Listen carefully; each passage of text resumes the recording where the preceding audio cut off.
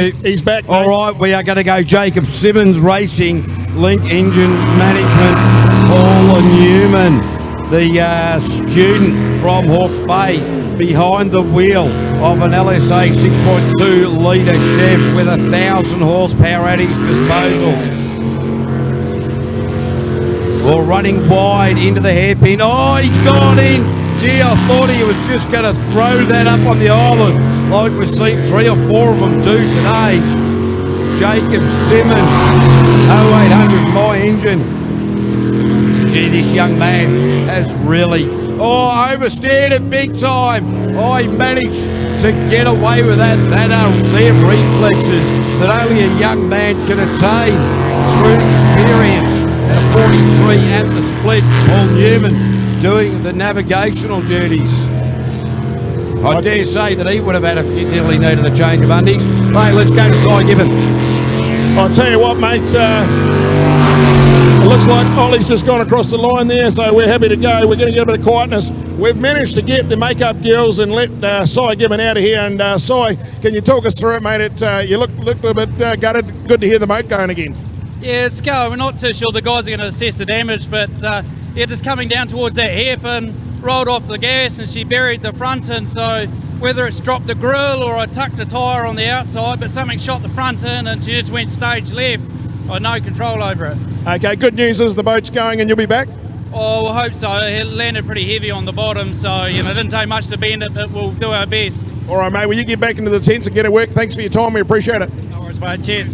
Good on you. Well done, Cy Gibbon.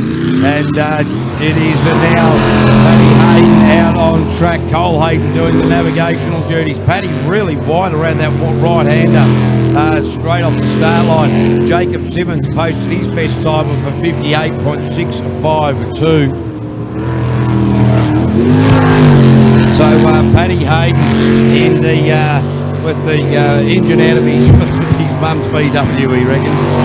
Not too sure that's entirely the truth. I like that. I haven't heard that one today, KB. It's a good one. So we've now got Paddy Hayden and his son just cruising along nicely in there at the moment. Don't worry, plenty going on under the helmet. 38.380. So that split is an absolute cracker. Paddy Hayden, he's transitioned from Group B to Unlimited. Looks great. Oh, that's a 52.485. He'll be wrapped with that. Oh, mate, he'll be over the moon with that. I know Paddy, talking to him earlier in the week, he just wanted to get in that top 10 today, or top 5 would be absolutely bonus for him. But he's certainly looking like he's been in that boat for a number of months, not a number of weeks. Well, that's right, and that's his fastest time of the day. So great to see him starting to come on song at the right end of the day. I talk about come on song, mate. Here it comes. Grab your kids, grab your children. Altherm, the boat. Glen Head, he's got the red light. They've just put it on. I'm not too sure what the course light's on there for, but we're about to get the green for go. Hang on and watch and weep as this weapon of a machine will let rip. All right, this thing is absolutely phenomenal. 1,750 horsepower as shown on the dyno. The jet design, 10-inch jet unit. Oh, he got the wibbles coming down that bottom straight to the hairpin there, KV. Yeah, certainly. I don't think I've seen him do that today. And, really uncharacteristic was he testing the steering. The first split of the 22, we haven't been talking too much about the first split. That is an absolute cracker. He certainly doesn't seem to be pushing or wringing the neck of this boat, but it'll be quick. That is a 36.977 split. Yeah, it's the way he brings it, it goes about his business. The boat just, he looked a little bit under power here. I don't know if he's pulled out of it or not, but it's certainly he's gone off the song. Yeah, certainly not his quickest run of the day, and well out. In fact, that's a 52.988, and we'll have to watch with interest there. I'll try and grab Glenn here to grab his attention when he comes back in and see if he can be the next candidate. In fact, that's his slowest time of the day, Leighton. Yeah, no, he pulled out of it. You could see he really pulled out of that run halfway through it. So whether he's just mincing up the words, playing games, you never know. There's plenty of life left. He's still got one more qualifier after this. It's quite interesting, ladies and gentlemen. Sometimes we get these drivers go out nice and early, post a really quick time. They put the pressure on the other drivers, and then they go out and deliberately run a slower lap so that some of the other drivers are going, oh my God, they've got a few boat problems. Then they start trying to play mind games with one another. Sometimes they get so in depth with the mind games that they out-trick themselves and create themselves a mind game and a minefield that they can't get out of. Here comes the Foxton Flyer. Another twin turbo. Nissan. Kevy, the Heavy Roberts. Ex-Speedway stock car man, the tank. Driving, I'll tell you what. Oh, Jacob, the cameraman just got a wet we won't call it that, wet whistle. T-shirt. Yeah. So. Oh, well, that'll learn him for standing too close there, Jacob. But anyway, Roberts Contracting from Foxton is Kevin Roberts out on track at the moment. Kendra Deff during the navigational duties. She's the paint shop supervisor for Toyota New Zealand. So the lady spends plenty of time around vehicles, vessels, all sorts of stuff. She loves it. The Nissan V8 twin turbo, 1500 plus horsepower, 53 productions on the sponsorship board. Where does Kev Roberts go on the split? It's a soar just over 40.114.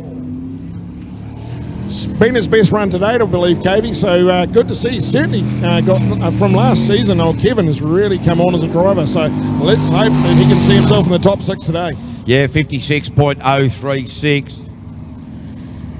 Tidy enough. That is absolutely his best time of the day. So, Kev Roberts still got a long way to go. Needs to drop some 6 seconds off that run if he wants to be featuring on the podium come the end of the day. Oh, look, I've got Glenn Head coming up here, mate. We'll just have an ask him and see what's going on there. We'll work out whether he's foxing or whether he had a problem there. He's good enough to have got his attention. Here we go. Glenn, I won't hold you up long, mate. You look like, were you foxing then, or you got little issues, or what was going on? Oh, we just come off it a little bit there. Just the setup wasn't quite right. So, hey, no point in going out and doing anything stupid. Absolutely. Win it or bin it, as they say. And you certainly put the numbers down earlier today. It just looked like you pulled out of that run a little bit earlier. We just wanted to make sure there was no problems. Yeah, no, that's right. Just come off it because we weren't happy with how the boat was. So we'll go away and have a look at it and see what we can do. Come back again. All right, mate. Congratulations. Keep it up. All right, Blake Ryan now in the Bars Bugs machine. Kate Hugenbroek doing the navigational duties. Blake Ryan's previous best time is a 51. Didn't have a transponder during qualifying round number 2. Very quick in and out of that hairpin. Really nice run through there indeed. 512 cubic inch GM Motorsport engine. I'll tell you what, Blake Bryan is looking so confident. I haven't seen any confidence in him like this. And when I last saw this was Bay Park, and we all know what happened there. Oh, geez. Oh, and he's just clipped it inside of that left-hander as well. Only a slight clip. That would have rattled the brains just a little bit. The split's a cracker, 37.364. He's bringing it home. Let's see what he's got left. The Bars Bug machine as he brings it through. Oh, straight to the top with a 51.588. Oh, he certainly looks the goods today here, Blake Bryant. He's come with the old bit between the teeth. Sorry, late to interrupt there, mate, but he's actually 0.01 slower than he was last time out. Wow. That is consistent. Yeah, mate. I'll try and grab him, just have a yak with him, see whether he's got anything left, because we know Glenn put that 49 on the board earlier. Obviously, he wants to break that 49, so let's see if he's got another trick up his sleeve. Yeah, certainly. We're going to... The next boat out there Pip Thompson. Oh, yeah, Pip Thompson. Keep your eye on this, ladies and gentlemen. She's been super aggressive all day. Karen Wakeland doing the navigational duties. Karen Wakeland, the bookkeeper. We all know what happened to Al Capone's bookkeeper. Let's hope that doesn't happen to Pip Thompson's bookkeeper. She's going about her work good here. The hairpin as she sails down to not a problem there. Just laid it up and out the other side. Yeah, she really just sort of hit the rev limiter there, got the boat really airborne out of there. And I'll tell you, this is the smoothest run of the day so far for Pip Thompson. She has been super aggressive and a little bit all over the place, really smoothing these lines up a hell of a lot. Certainly not the exciting sort of runs that we are used to seeing through the course of the day, but still good nonetheless at a 41.185. She had a lot of trouble getting around that left-hander earlier in the piece, but really in Q4 has sorted that right out. Now the run for the line, I think this is going to be a good run for Pip at a 55.927, 50.927. She's in fact 0.4 slower than she previously was. I still think she'll be happy with that. We're going into the knockout phase next, so obviously these guys will be trying a lot of setup, trying a lot of bits of difference. I'm looking down at the ramp and I'm looking at the Vickers aircraft machine. Scotty Donald in Wicked 2 is just coming off now, and we know Scotty's been having a bit of setup problems today.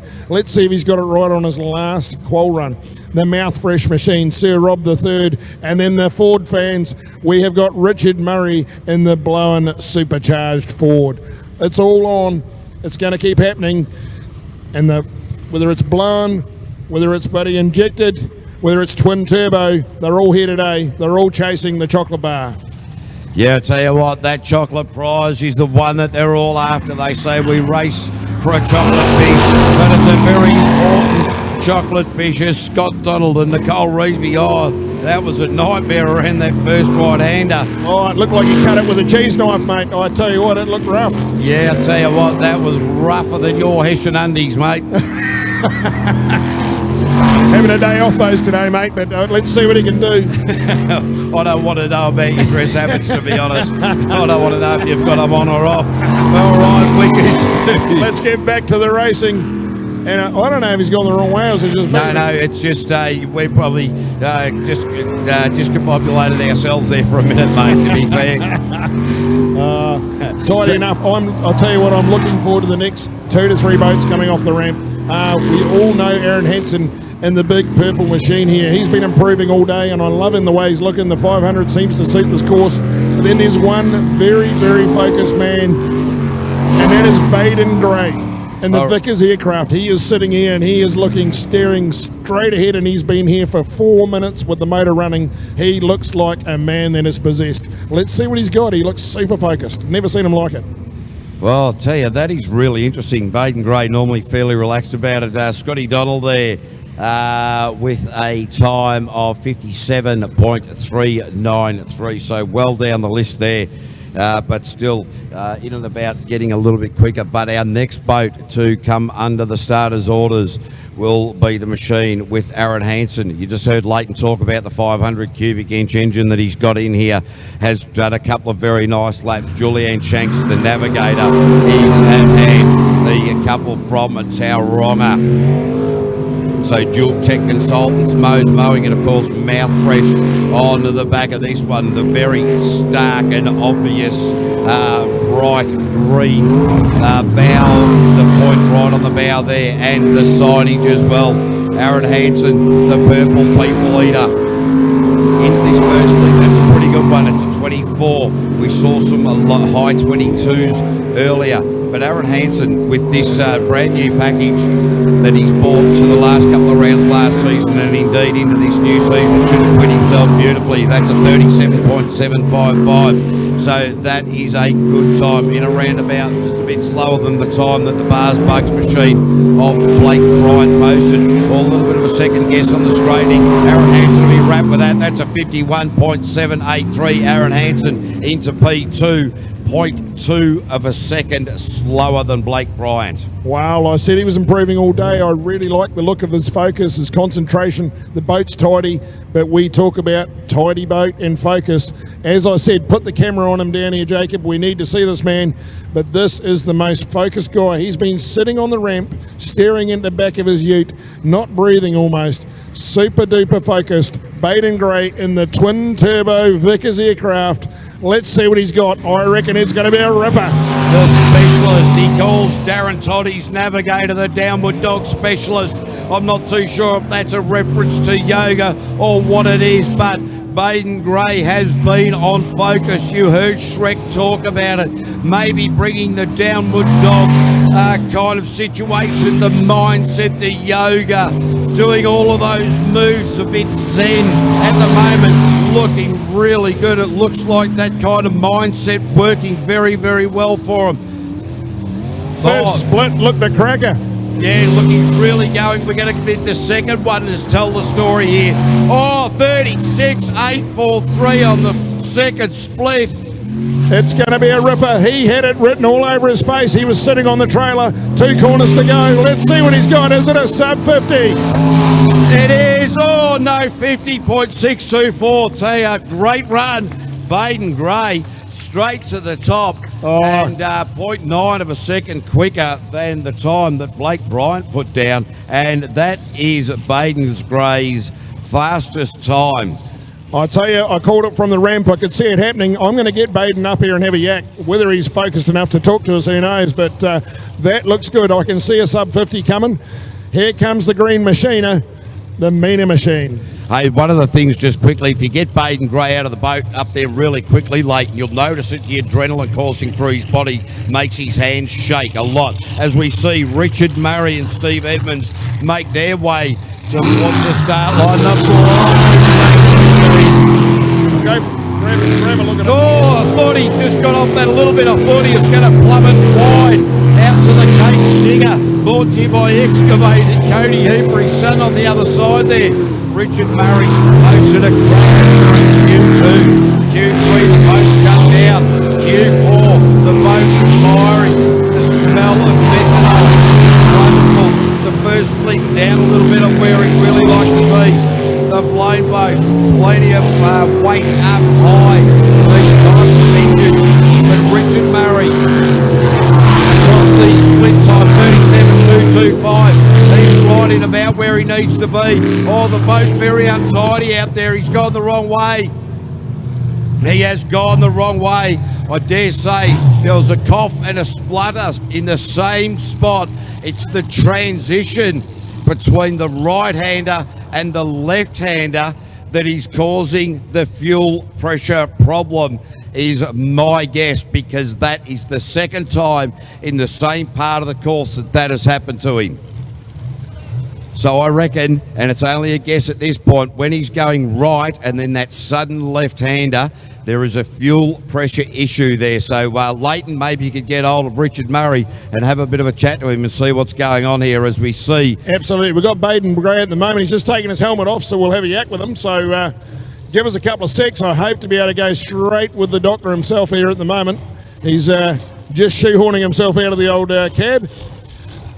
And he looks pretty happy with that so far. Toddy got the thumbs up, because the one-eyed navigator, we saw his eye patch blow off earlier in the day.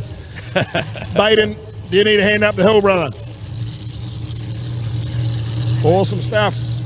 Baden, I'll tell you what, that was a hell of a drive. We talked it up. I watched how focused you were before you left for trailer. You didn't look like you were breathing. You were standing and staring at the back of the car. Didn't quite get that sub 50, but I'll tell you what, a 50.6, that was a great effort. What do you got left? Because this looks awesome. I just got to tied it up. I was pretty relaxed. I was nearly falling asleep before I backed off, and I think we got a bit of slip out of that hairpin, and it's just a matter of tidying it up. It's always a hard run, that first one after the lunch break, because you lose a bit of your mojo because you've had such a lot of time sitting under the tent. Well, I'll tell you what, mate, we're really impressed. So we wish you the best, and we want to see you at the old top end of the day. So keep up the good work. It looked really impressive, mate. No, we plan to be on that podium, so fingers crossed. That's it. You'll hit it first. Baden's going to be there. He's focused. Well done. Thanks for your time, Baden. Geez, there's a lot of people trying to push towards that podium, but it's only got 3 steps on it, which is why the racing is red hot. Rob Coley out on track at the moment. This Mouthfresh machine just looking unbelievable.